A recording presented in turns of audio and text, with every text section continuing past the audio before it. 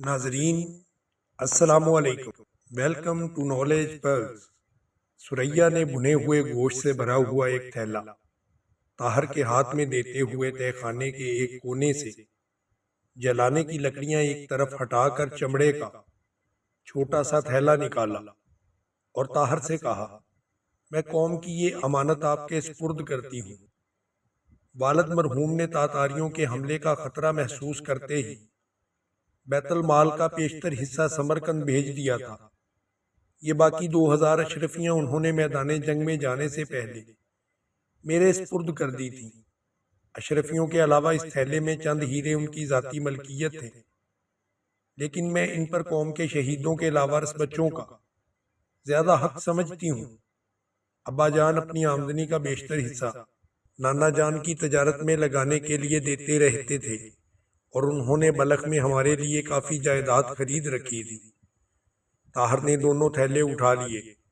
सुरैया ने जलती हुई लकड़ी से एक शम्मा रोशन की और तीनों सीढ़ियों के रास्ते दोबारा ऊपर चढ़कर महल के कमरों में से गुजरते हुए अस्तबल में दाखिल हुए।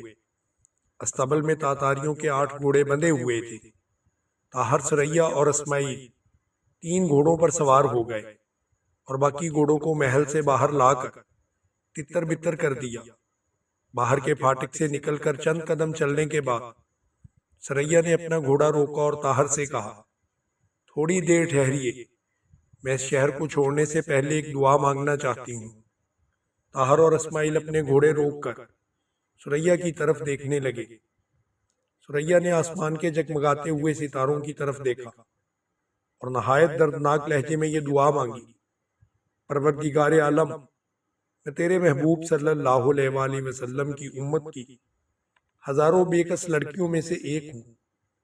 तो इन सब की हिफाजत के लिए कौम के जवानों को हमारे इस्लाफ की गैरत और शुजाअत अता कर वो इस महल पर इस्लाम की अजमत का परचम एक बार फिर लहराएं। इस शहर के सुनसान गलियां फिर एक बार गाजियाने दीन के घोड़ों की आहट सुने।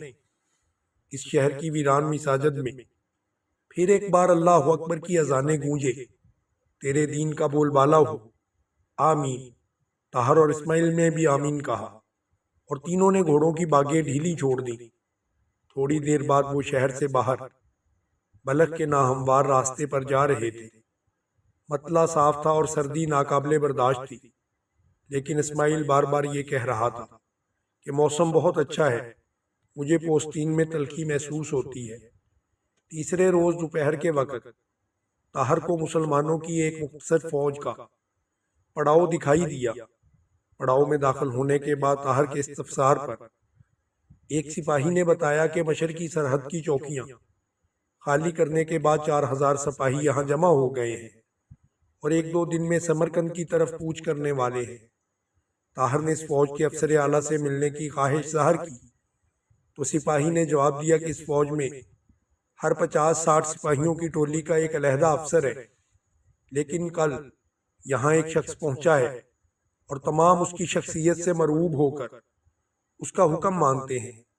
ताहर ने सवाल किया कि वो कौन है? सिपाही ने जवाब दिया, तैमूर मुल्क। आप इन्हें जानते हैं? तैमूर मुल्क को कौन नहीं जानता? सिपाही ने ताहर के घोड़े की बाग पकड़ते हुए कहा, चलिए मैं आपको उन तक पहुंचा देता हूँ। सुरैया और इस्माइल इनके पीछे चल दिए। ताहर एक खेमे के सामने पहुंचकर रुका। सुरैया और इस्माइल घोड़ों से उतरे। सिपाही ने अंदर जाकर इतला दी।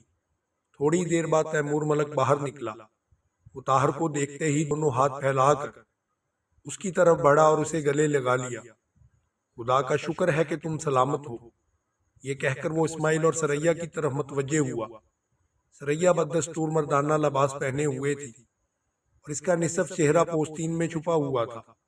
तैमूर ने पूछा, ये कौन है? ताहर ने कहा, ये मेरे साथी हैं, मैं आपको इनकी सरगुज़श्त सुनाऊंगा, लेकिन हमने रास्ते में बहुत कम आराम किया है, उन्हें औरतों के खेमे में भिजवा दीजिए। औरतों के खेमे में?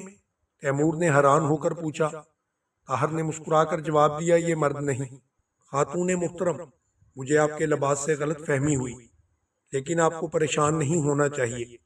जब कौम की बेटियां इस तरह के लिबास पहन ले तो ये ज़ाहिर होता है कि कौम के बेटों की शुजाअत व गैरत रुखसत हो चुकी है।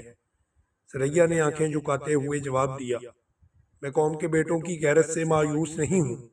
آپ نے صرف طاہر کو دیکھا ہے، لیکن قوم میں ایسے بزدلوں کی تعداد زیادہ ہے جن کے ہاتھ پاؤں تاتاریوں کا نام سن کر پھول جاتے ہیں۔ لیکن اب ان باتوں کا وقت نہیں۔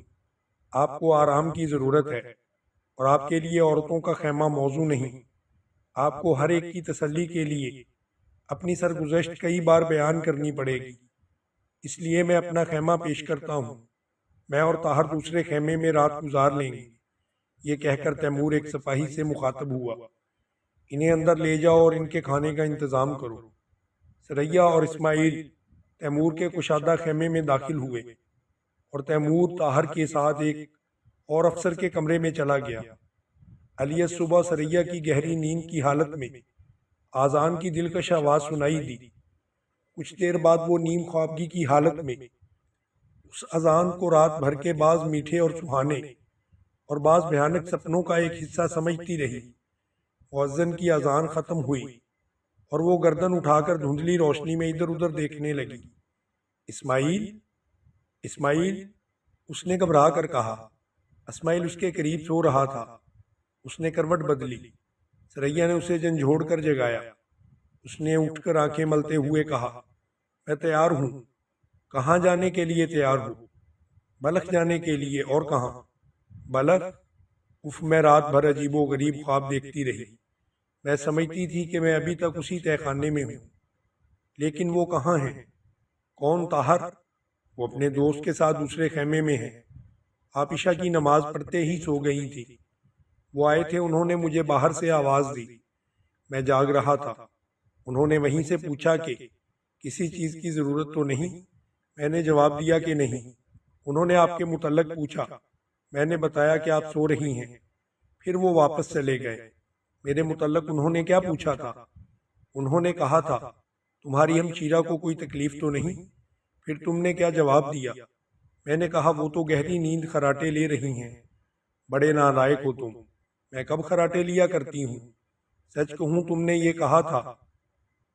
اسماعیل نے ہنستے ہوئے جواب دیا، نہیں، میں نے صرف یہ کہا تھا کہ آپ سو رہی ہیں۔ اور کیا کہا انہوں نے؟ انہوں نے کہا تھا، تم بھی سو جاؤ، صبح کی نماز کے بعد ہم بلخ کی طرف روانہ ہو جائیں گے۔ ہاں اپا، ایک بات اور۔ ان کے چلے جانے کے بعد خیمے میں چند عورتیں اور لڑکیاں آئی تھیں اور آپ کو نیند کی حالت میں دیکھ کر واپس چلی گئیں۔ تم نے مجھے جگا دیا ہوتا۔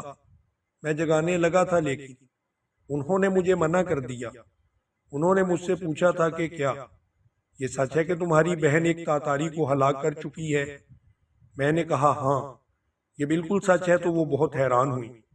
وہ کہتی تھی کہ ہم صبح تمہاری بہن سے ملیں گی۔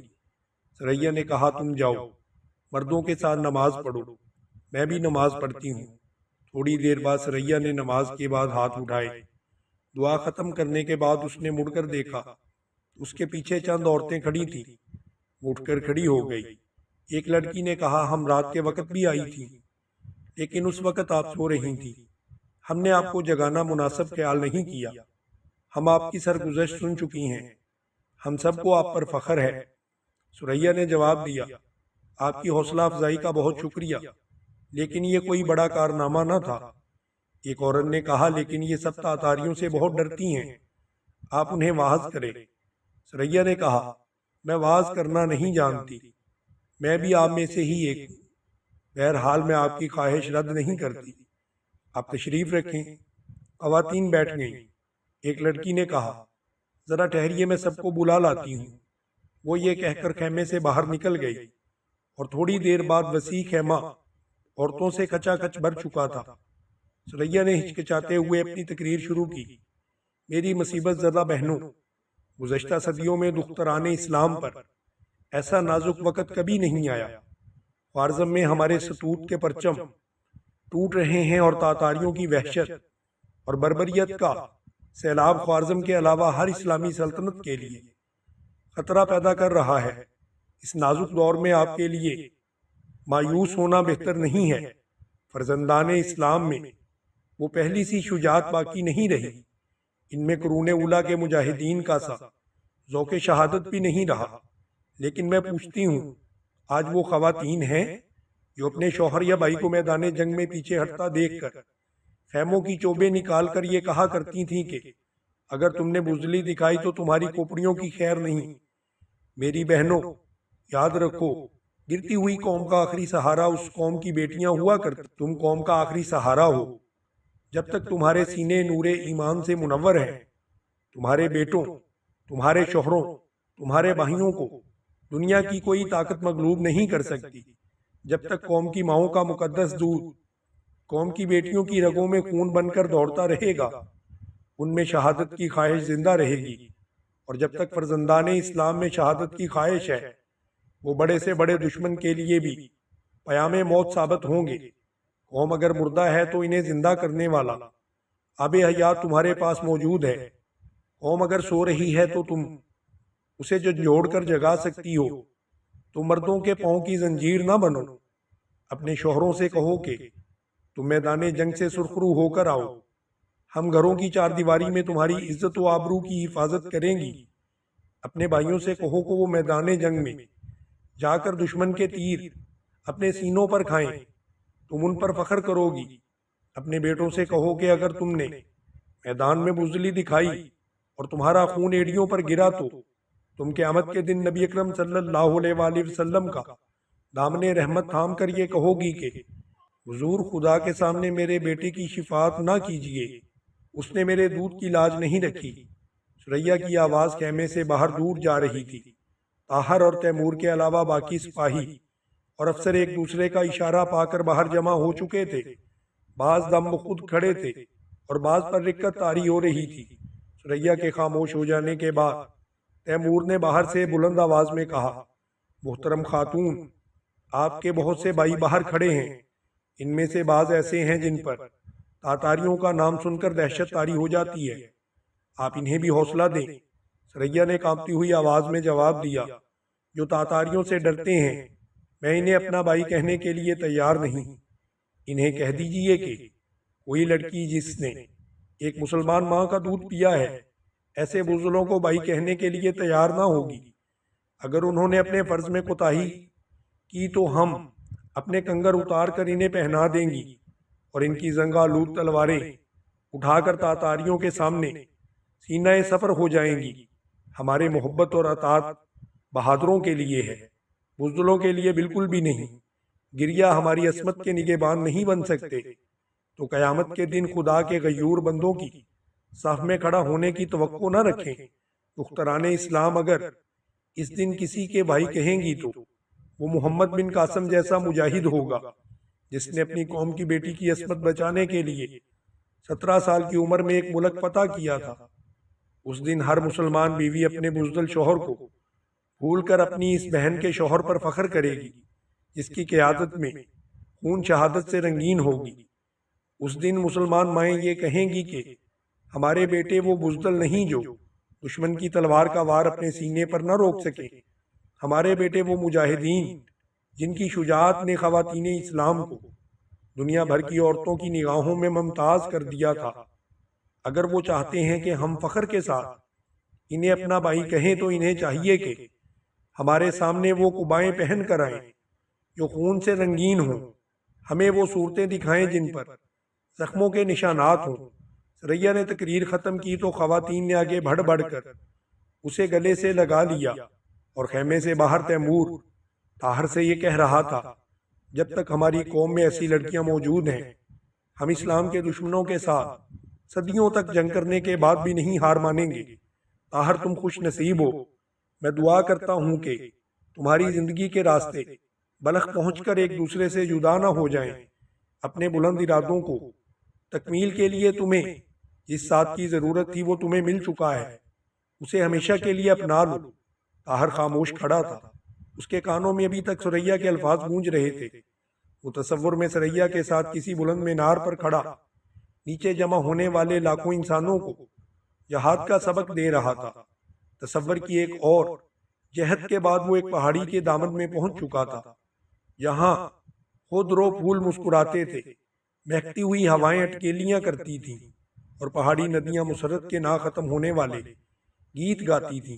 سریا یہاں بھی اس کے ساتھ تھی، اور وہ ندی کے کناروں پر پھولوں کی سیج پر لیٹ کر اس کے میٹھے اور سہانے گیت سن رہا تھا۔ ناظرین، آگے کیا ہوا یہ جاننے کے لیے ڈسکرپشن میں دیے گئے لنک پر کلک کیجئے اور ہمارے چینل کو سبسکرائب کریں۔